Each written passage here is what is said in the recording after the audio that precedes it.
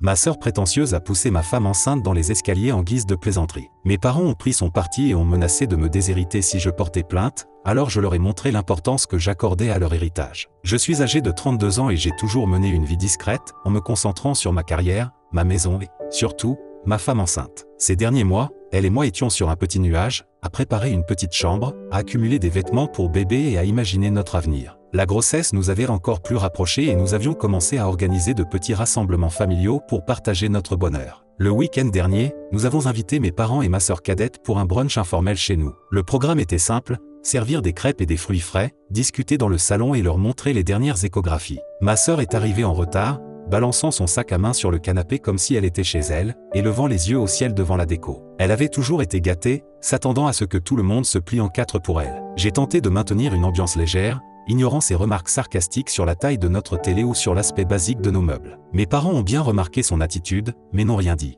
Ils avaient l'habitude de l'aménager, considérant ses impolitesses comme faisant partie de son caractère. Nous nous sommes tous retrouvés sur le palier de l'escalier à un moment donné. Ma femme leur montrait les échantillons de papier peint mignon que nous avions installés à l'étage pour le bébé. En étant au 3e trimestre de sa grossesse, elle avançait prudemment en tenant la rampe. Soudain, j'ai vu ma sœur esquisser un sourire et dire « Eh, regardez ça ». Elle a poussé doucement l'épaule de ma femme, d'un geste anodin comme pour la taquiner, puis a reculé. Ma femme a crié, a perdu l'équilibre en haut des marches, et a dévalé l'escalier. Le bruit de son corps heurtant chaque marche était atroce. Je me suis immédiatement précipité en bas, le cœur battant la chamade, craignant le pire. Elle avait atterri maladroitement au pied de l'escalier, gémissant de douleur. Mes parents et ma sœur étaient restés en haut. L'expression de ma sœur n'était qu'une fausse surprise. C'était juste pour rire, a-t-elle crié. Pas la peine d'en faire tout un drame. Mes parents ont ensuite descendu rapidement les marches, mais au lieu d'exprimer leur indignation envers l'acte de ma sœur, j'ai vu une autre forme de panique dans leur regard. Ma femme, les larmes aux yeux, se tenait le ventre. Nous avons appelé le 911,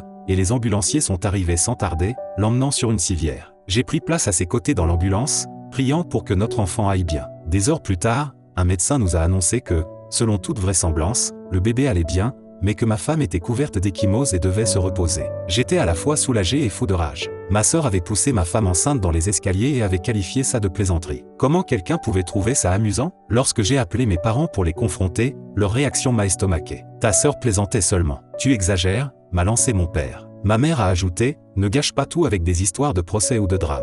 Je leur ai dit que j'avais l'intention de porter plainte pour agression. Ils ont réagi avec stupeur. Tu mettrais ta propre sœur devant la justice? Si tu fais ça, n'espère plus rien de notre part. J'ai raccroché, sous le choc. Pendant que ma femme restait alitée à l'hôpital, inquiète pour notre bébé, mes parents me menaçaient de me déshériter si je cherchais à rendre justice. Ma sœur avait failli nous faire perdre notre enfant et ils voulaient que j'oublie tout. C'était inimaginable. J'ai tourné en rond dans le couloir, les poings serrés, tandis qu'un médecin passait, me faisant un petit signe rassurant. Notre bébé semblait en sécurité, mais on aurait besoin d'être vigilant et de se reposer. Nous avions eu de la chance cette fois-ci. Déterminé, j'ai appelé un avocat spécialisé dans les conflits familiaux et dans les dommages corporels. Je lui ai raconté les détails, le geste de ma sœur, les blessures, les menaces familiales. Il m'a écouté en silence, puis a déclaré « C'est une agression, sans doute aggravée par le fait que votre femme est enceinte. Vous avez tout à fait le droit de porter plainte. » Il m'a conseillé de déposer un rapport de police immédiatement. J'ai donc été au commissariat dans l'après-midi, racontant tout en détail à l'agent qui m'a reçu. Il a pris l'affaire au sérieux et promis de donner suite. Le soir, en rentrant chez moi,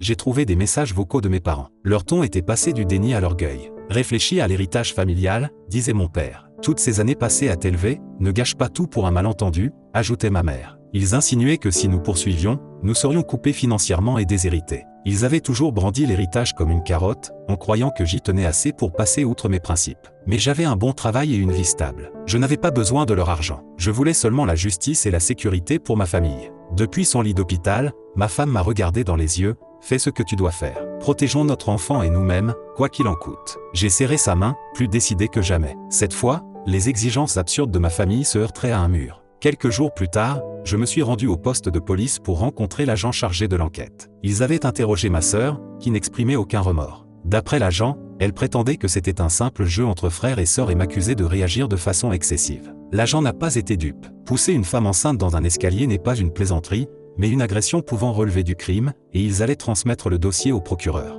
Mon avocat m'a prévenu de la suite probable, une comparution devant le tribunal ou peut-être un accord si ma sœur prenait conscience de la gravité de la situation. Malgré tout, mes parents ont redoublé de menaces. Ils sont venus frapper à ma porte un après-midi, alors que j'avais dit de ne plus s'approcher. Ma femme était rentrée de l'hôpital et se reposait sur le canapé quand je me suis mis dans l'embrasure de la porte pour les empêcher d'entrer. Ils m'ont ordonné d'abandonner les poursuites sous peine d'être déshérité. J'ai ressenti une colère profonde face à leur audace. La sécurité de ma femme et de mon bébé passe avant tout. Si vous pensez acheter mon silence avec de l'argent, vous vous trompez complètement. Ils m'ont alors traité d'ingrat. Je leur ai dit de partir ou j'appelais la police. Ils sont repartis furieux. Plus tard dans la soirée, ma sœur a tenté une autre approche. Elle a publié sur les réseaux sociaux qu'elle était victime d'un frère fou qui ne comprend pas l'humour. Elle dépeignait un scénario où elle n'avait fait qu'une petite blague et où j'en faisais toute une histoire. Certains membres éloignés de la famille, ou des connaissances qui ne savaient pas la vérité, l'ont cru et l'ont soutenu. Ils se sont mis à me prendre pour le méchant de l'histoire, traitant ma sœur comme une pauvre victime.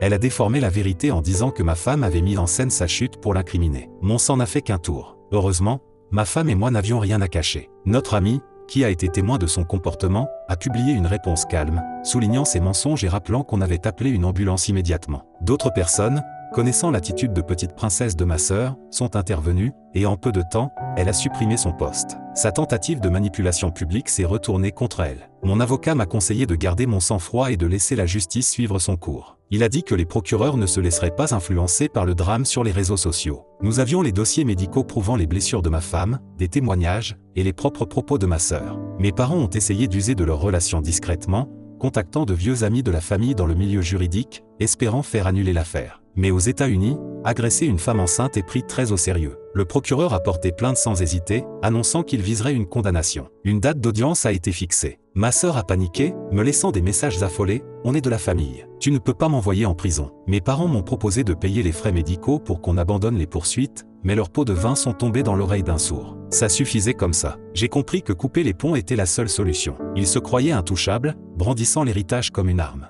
Je n'allais pas céder. Je voulais qu'ils affrontent la justice. Ma femme m'a soutenu, peu importe le prix à payer. Nous étions d'accord que, même si ça signifiait renoncer à toute ressource financière, nous irions jusqu'au bout. La sécurité de notre enfant et nos principes comptaient plus que les liens du sang et l'argent sale. Le jour de l'audience, je me suis tenu à côté de mon avocat dans une petite salle d'audience lambrissée. Ma sœur était à la table de la défense, à côté d'un avocat qui avait déjà l'air épuisé. Mes parents étaient dans le public, me fusillant du regard. Ma femme, encore en convalescence, avait insisté pour venir. Elle affichait une détermination sans faille. Le procureur a exposé les faits, un geste délibéré depuis le haut de l'escalier, causant des blessures corporelles et menaçant la sécurité d'un enfant à naître. Les sourcils du juge se sont haussés en l'écoutant. L'avocat de la défense de ma sœur a essayé de faire passer ça pour un malentendu, disant qu'elle n'avait jamais voulu faire de mal. Mais le procureur a montré des SMS, les messages moqueurs de ma sœur après coup, et des publications sur les réseaux sociaux suggérant qu'on était des pleurnichards. Le jury n'a pas eu besoin d'un grand discours pour comprendre la vérité. Ce n'était ni un accident ni une simple blague. C'était au mieux de la négligence dangereuse, au pire de la méchanceté. Pendant une courte pause,